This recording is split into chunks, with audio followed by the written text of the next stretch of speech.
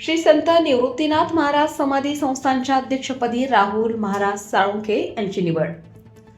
त्र्यंबकेश्वर येथील पवित्र श्री संत निवृत्तीनाथ महाराज समाधी संस्थानच्या अध्यक्षपदी हरिभक्त परायण राहुल महाराज साळुंखे यांची निवड करण्यात आली आहे. या निवडीमुळे धार्मिक, सामाजिक व भाविक वर्तुळात समाधान व्यक्त करण्यात येत असून सर्व स्तरातून त्यांच्यावर अभिनंदनाचा वर्षाव होत आहे. अध्यक्षपदाची जबाबदारी स्वीकारल्यानंतर प्रतिक्रिया व्यक्त करताना राहुल महाराज साळुंखे यांनी हे पद म्हणजे आपल्यासाठी सन्मान नसून पवित्र सेवा असल्याची भावना व्यक्त केली. श्री संत निवृत्तीनाथ महाराज हे संपूर्ण विश्वाचे गुरु असून त्यांच्या विचारांचा, शिकवणीचा आणि परंपरेचा वारसा जतन करणे हीच खरी साधना आहे, असे त्यांनी सांगितले. संस्थांच्या सर्वांगीण विकासासह प्रशासन अधिक पारदर्शक, शिस्तबद्ध व भाविकाभिमुख करण्याचा निर्धार त्यांनी व्यक्त केला. भाविकांच्या श्रद्धेला साजेसा आणि विश्वासार्ह कारभार घडवून आणण्यासाठी आपण कटिबद्ध असल्याचेही त्यांनी स्पष्ट केले. या निवडीबाबत बोलताना राहुल महाराज साळुंखे यांनी संस्थांच्या विश्वस्त मंडळाने दाखवलेल्या विश्वासाबद्दल कृतज्ञता व्यक्त केली. सर्व विश्वस्तांनी एकमताने ही जबाबदारी सोपविल्याबद्दल त्यांनी मनपूर्वक आभार मानले.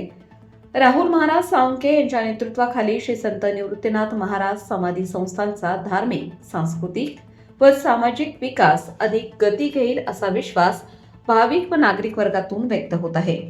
महाराज, काय सांगाल? श्री संत निवृत्तीनाथ महाराज समाधी संस्थांच्या अध्यक्षपदी आपली निवड झाली आहे. कसे बघता याकडे, काय सांगाल? धन्य धन्य निवृत्ती राया, काय महिमा वर्णावा, शिवे अवतार धरुणी केले त्रैलोक्य पावन. विश्वगुरूंनी दिलेला हा माझ्या कामाचा कृपा आशीर्वाद मी समजेल आणि हे पद नसून तर ही सेवा आहे खऱ्या अर्थाने, मी असं समजेल. कारण संत श्री निवृत्तीनाथ महाराज हे संपूर्ण विश्वाचे गुरु आहेत आणि गुरु हे शिष्याला मार्गदर्शन करत असतात, सन्मार्गाला लावत असतात आणि संस्थांचा विकास, उत्कर्ष आणि उन्नती हाच अंतःकरणात ध्यास माझ्या पूर्णपणे कामातून आपणास पुढील येणाऱ्या काळात दिसेल. विश्वस्त मंडळाने जो सर्वांनी एकत्र येऊन माझ्यावर विश्वास टाकला, बहुमताने आणि सर्वांच्या एकीकरणाने, कुठल्याही प्रकारचा विरोध न करता सर्वांमते मला ही सेवा करण्याची संधी दिलेली आहे. आपल्या आध्यात्मिक प्रवासाची सुरुवात कशी झाली महाराज, काय सांगाल? मी श्री क्षेत्र डुबेरे, सिन्नर तालुका, जिल्हा नाशिक या गावामध्ये जन्म घेतला. त्यानंतर हनुमंतरायाच्या मंदिरामध्ये हनुमान चालिसीचं पठण, हरिपाठाचं पठण आणि गावामध्ये आपण जो अखंड हरिनाम सप्ताह होता, या सप्ताहामध्ये अगदी ताडपत्री अंथरण्यापासून तर शेवटी टाळ घेऊन उभं राहण्यापासून लहानपणापासूनच हे बाळकडू अंतःकरणात पहिल्यापासून स्फुरलेलं होतं. त्यानंतरचा तो प्रवास दुबेरे ते त्र्यंबकेश्वर पायी दिंडी सोहळा, त्यानंतर नाशिकला माझं येणं झालं उद्योग व्यवसायाच्या निमित्ताने आणि मग त्यानंतर ह्या नाशिक पाथर्डी नगरीमध्ये पाथर्डी गावाने मला भरपूर प्रेम दिलं आणि पाथर्डीकरांनी आध्यात्मिक काम करण्याची एक मोठी संधी दिली. पाथर्डी पंचक्रोशीत मी पहिला अखंड हरिनाम सप्ताह पाथर्डी फाट्यावरती चालू केला. त्यानंतर ते अनेक सोहळे महाराष्ट्राच्या कानाकोपऱ्यात होऊ लागले. तदनंतर छत्रपती संभाजी स्टेडियम, नेपाळ देशामध्ये असे अनेक विषय, संप्रदायातील नाशिक शहर असेल, ग्रामीण भागात असेल, सर्वच वारकऱ्यांनी माझ्यावर खूप मोठा विश्वास टाकला, सहकार्य केलं आणि अगदी शून्यातून एक सेवा सुरू केली आणि आज ती विश्वगुरूंच्या चरणापर्यंत पोहोचली आहे. आपल्या अध्यक्षपदापर्यंत आपल्या या निवडीमागे संस्थानातील कोणत्या कामाचा किंवा परंपरेचा वाटा महत्वाचा ठरला असे आपणास वाटते? निवड हा एक नाममात्र विषय आहे. खऱ्या अर्थाने मी मगाच सांगितलं की सेवा हा एक महत्वाचा विषय आहे. मुळात विश्वगुरू निवृत्तीनाथ महाराज समाधी संस्थान हे विश्वव्यापक आहे, परंतु मागील काही वर्षांपासून ते एक वेगळ्या अवस्थेत होतं. परंतु ज्यावेळेस नवीन काही विश्वस्त मंडळांची निर्मिती झाली, तदनंतर काही विधायक काम या संस्थांसाठी उभे राहिले. मागच्या विश्वस्त मंडळांनी सुद्धा अनेक चांगले प्रगतिशील कामं केले, परंतु युवा वर्ग याच्यात चॅरिटी कमिशनरनी ज्यावेळेस नेमलं आणि सगळ्या विश्वस्तांची जी प्रामाणिकपणे आणि निस्वार्थी एक निवड झाली, त्यानंतर एक चांगल्या कामाचं मार्गदर्शन मिळालं. मुळात सर्व ज्येष्ठ वारकरी संप्रदाय मंडळी आहेत त्यांनी याच्यात खूप चांगलं सहकार्य सर्वांना केलं आणि परंपरा, त्यानंतर आपल्या अधिष्ठानाची बद्दल असलेली प्रेरणा ही पहिल्यापासून माझ्या हृदयात आहे, अंतःकरणात आहे. भाविकांसाठी कोणत्या नवीन सुविधा उभारण्यात आपला भर असणार आहे? सगळ्यात महत्त्वाचं आपल्या संस्थांच्या वतीने आपण भाविकांकरता संस्थांनी पाठीमागे निवृत्तीनाथांची गाथा प्रकाशित केली की जेणेकरून निवृत्तीनाथांचं वाङ्मय समाजापर्यंत पोहोचावं. पुढील येणाऱ्या काळामध्ये ती गाथा सार्थ करण्यात येणार आहे. त्यानंतर मंदिराचा सभामंडप गेल्या अनेक वर्षापासून तो राहिलेला आहे, त्याचंही काम प्रगतीपथावरती होणार आहे. वारकरी निवृत्तीनाथांच्या वारीला येतात, त्यामुळे दर्शन बारीचे विषय अनेक प्रलंबित आहे, तेही प्रगतीपथावरती आपण पुढे नेऊन करणार आहोत. एक चांगलं उत्तम दर्जाचं सुसज्ज असं भक्तनिवास जेणेकरून महाराष्ट्रातून येणाऱ्या कानाकोपऱ्यातील वारकऱ्यांना ते निवासासाठी माफक आणि नाममात्र शुल्कावरती उपलब्ध व्हावं. अन्नछत्राचा विषय आहे, प्रसाद लाडू योजनेचा विषय आहे.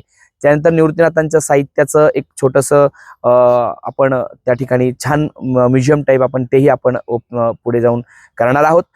निवृत्तीनाथांची जी आषाढी वारी आहे त्र्यंबकेश्वर ते पंढरपूर, या वारी संबंधाने वारकऱ्यांच्या सोयी सुविधा, मग मोबाईल टॉयलेट्स असतील, पिण्याच्या पाण्याची सोय असेल, आरोग्याच्या सुविधा असतील, त्यानंतर जो अपघाताचे प्रमाण पाठीमागे वाढले होते त्या अपघातावर नियंत्रण असेल, आणि असे छोटे छोटे बारीक विषय वारकरी पायी चालत असताना त्यांना कुठल्याही प्रकारचा त्रास न होता झालं शक्य. सर्वांचा आशीर्वाद असेल, शासनाची कृपा झाली आणि सर्व वारकऱ्यांनी सहकार्य केलं तर आपण निवृत्तीनाथांचा पायी मार्ग जो राजमार्ग म्हणून आपण करूया, की जेणेकरून ज्याप्रमाणे माऊलींचा सोहळा पंढरपुराच्या पांडुरंगाच्या रावळापर्यंत जातो तसाच विश्वगुरूंचा सोहळा सुद्धा राजमार्गानं जावं आणि आनंदात जावा. महाराष्ट्रातील युवक वारकरी या सोहळ्यात सहभागी व्हावं, त्यासाठी विशेष मी प्रयत्न करणार आहे.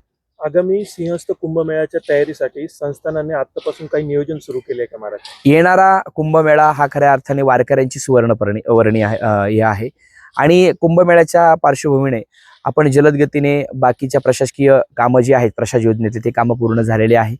ती इमारत वारकऱ्यांसाठी आपण सेवेसाठी तत्परतेने उभी केलेली आहे. भाविकांच्या दर्शनाची सोय असेल, निवासाची सोय असेल, त्यानंतर भोजनाची सोय असेल, या संबंधाने आपण विधायक कामं केलेली आहेत. संस्थांची एक 7 एकर जागा आहे, त्या 7 एकर जागेमध्ये सुद्धा आपण एक चांगल्या प्रकारचा प्लॅन बनवला आहे. लवकरच शासनाचा पाठपुरावा करून आपण ते करणार आहोत. आणि एक विशेष प्रयत्न आमचा असा असणार आहे की भारताच्या कानाकोपऱ्यातून भाविक त्र्यंबकराज नगरीत येत असतात आणि निवृत्तीनाथ हे आपल्या सर्वांचं आराध्य दैवत आहे. त्र्यंबकराज सर्वांना माहीत आहे, त्याचबरोबर निवृत्तीनाथही सर्वांना कळावे, त्याचा प्रचार प्रसार व्हावा म्हणून मराठी, हिंदी आणि इंग्लिश तिन्ही भाषेमध्ये आपण वेगवेगळे फलक त्र्यंबक नगरीमध्ये लावणार आहोत. जसं उत्तराखंडमध्ये गेल्यानंतर ही देवभूमी, उत्तराखंड देवभूमी आपका स्वागत आहे असं म्हटलं जातं, तसं या ठिकाणी नाशिकमध्ये प्रवेश केल्यानंतर, महाराष्ट्रात प्रवेश केला, संत भूमी नाशिक में अपना स्वागत आहे असे कमान लावल्यानंतर, असे बोर्ड लावल्यानंतर निश्चित संत वाङ्मय जगात पोहोचेल. जाता जाता भाविकांना काय संदेश द्याल महाराज?